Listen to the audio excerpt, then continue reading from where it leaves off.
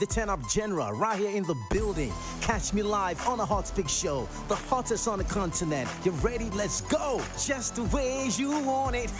It's the Hot Speaks show. Tune in and turn up.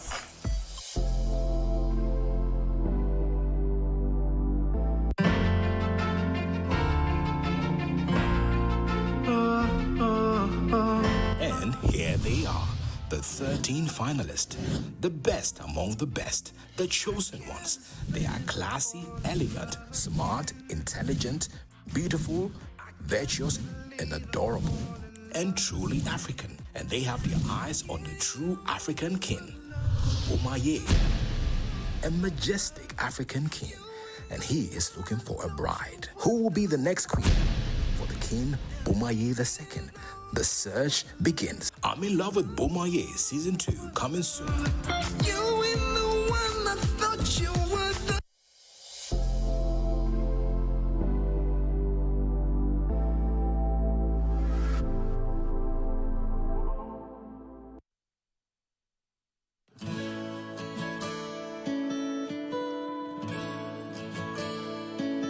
It's not time to make a change. Just relax, take it easy. You're still young, that's your fault. There's so much you have to know. Find a girl, settle down. If you want, you can marry. Look at me, I am old, but I'm happy. I was once like you are now. And I know that it's not easy to be calm when you found something going on. Take your time, think a lot, think of everything you've got. For you will still be here tomorrow, but your dreams may not.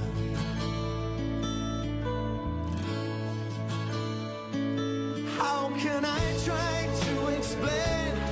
When I do, he turns away again. It's always been the same old story.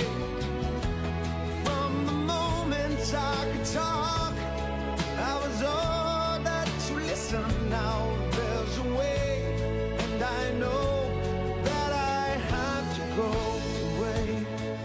I know I have to go.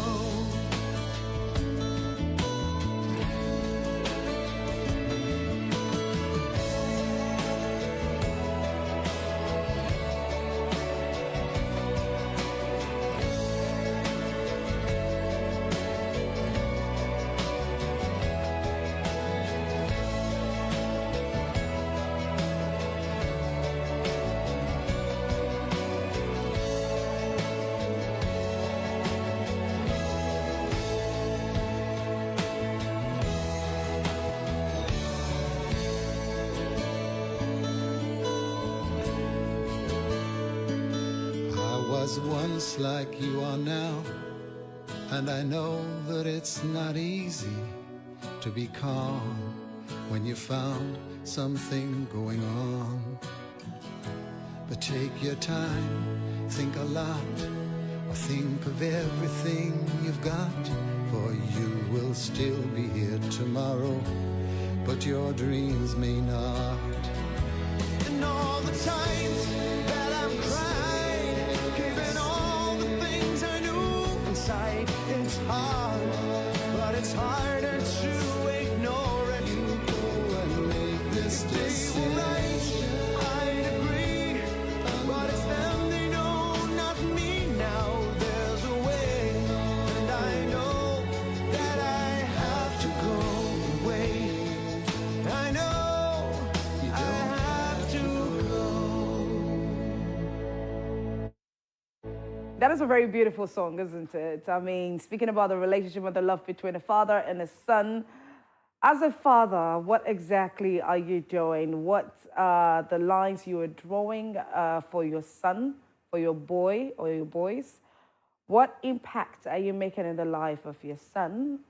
And what exactly are you teaching them? What sort of man are you hoping they would grow up to be? Welcome to Prime Morning. My name is Akufo-Addo, and it's time for Let's Talk Relationship. My guests are seated now. This morning for Let's Talk Relationship, the topic for discussion is preparing boys to become empowered husbands. Yes. There are a whole lot of times where some women who are having difficulties in their relationships and marriages say that, okay, maybe it's the upbringing of her husband. That's what a lot of people say, that the background probably wasn't right. The upbringing probably wasn't right. Okay. So it is part of the reasons that we have decided to bring a conversation like this to your doorstep. So get ready to learn a lot. Get ready to send in your questions. Any question at all, my guests are here and they will answer it all for you. So it's time for me to introduce them to you. Ladies first, of course. Ethel Ajololo-Mafo, she's the boys doctor. Boys doctor and founding director at JSA Boys Mentorship. She is great for this conversation. Good morning, Ethel. Good morning. Good morning. How are you? How are you? I'm doing great. How are you too? I'm awesome. I'm awesome. And I'm happy that you're here for us to have this particular conversation. And seated to our right, the only gentleman that we have seated here, Edmund Awaite. I hope I got the pronunciation right. Okay. Edmund Awaite, father. He's a father. He's an entrepreneur and founder of Value Added Books. Good morning. Good morning. How are you? I'm great. How are you? Doing great. Sweet. Now, the conversation of preparing boys or grooming boys, having a son, or maybe you have an adopted son or a relative son that you are looking after. I was saying earlier that most of the times it's like when a child reaches a certain age, certain things becomes difficult, relating to them, making them understand certain things, you know. Sometimes before you realize, they even go off and not really, and even finding it quite hard to come as close as to you as they used to when they were very little. So in relation to boys, what exactly can be done, or how exactly can we do this? I want to start with you, Ethel.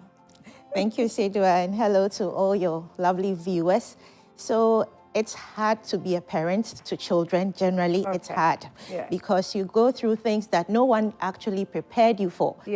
There's no manual to parenting. It's just by the grace of God that someone may have been able to raise a very successful human being. But aside that, it behoves on the parent to study what kind of child God has given to you through prayer, through reading, to expand your horizon about how to parent a particular child. All children are not the same. Right. So like I said in the beginning, parenting children is hard, but parenting boys is even harder because, you know, when boys and girls are growing up, girls are naturally very adaptable to learning social skills. I used to have a kid salon initially before I zoomed into boys. And when I had the salon, the girls were always ready to help around at the salon. When things scattered in the salon, they were ready to fix the problem. And some of the boys just sat on the fence and, you know, playing with games or watching telly. So I realized that there was a big gap in how we're raising our sons. And that's how come I started this movement.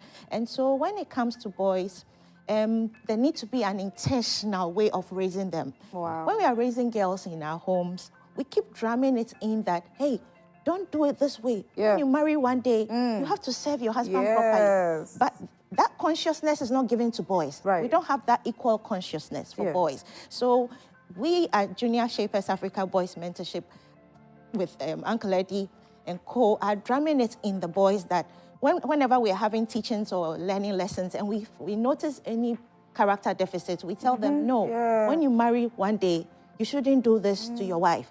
You know, so that we start drumming it in, preparing them as husbands, you know. So I said, well, to manage a boy, you need knowledge. And that's why we are coming up even with the Moms of Boys Summit, breakfast forum, to conscientize moms. Because sometimes moms lose it.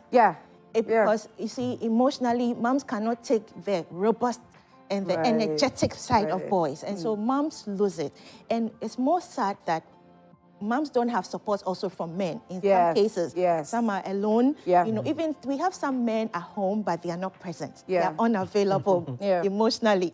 So moms need help, you know, in this area. So we are organizing Moms of Boys Breakfast Summit on 1st May Okay. to help moms, and Okay. another one on 25th May. Okay. I'm sure we'll talk more about it later, Yeah, but this yes. is what I can say about a mother who has a boy and having challenges. You need to steady your son and also get knowledge. There's this perception, or there's this thing out there where it looks like a father would do better raising a son than a mother would do. So when you have children and as a single mother, you have boys, and then the boys are growing. Before you realize the question or the things that somebody will say, "Sani papa nini ho, kabema wo fianka."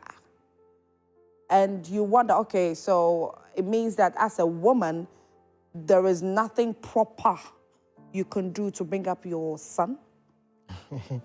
Yeah, thank you so much. Mothers have a critical role to play in the development of their sons. Okay.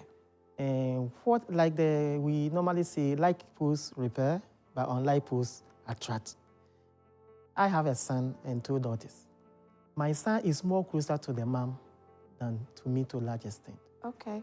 So, as Etta said, the relationship between the mother and the son is critical, and the knowledge you have about the son is important. So, as much as the man is, you know, by nature, men, sometimes we are intolerant, and then the mother is tolerant. So, there are lots of things that he can easily confine the mother. So, the knowledge of that is very important.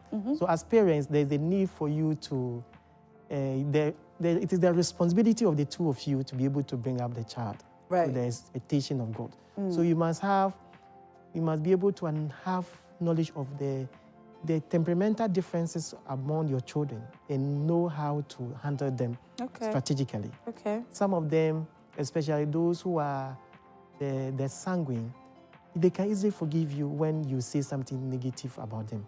Okay. Because they are more tolerant, they laugh about things, but the melancholic will not forgive you. They are so internalized that when you do something that is very painful to him, he takes it forever.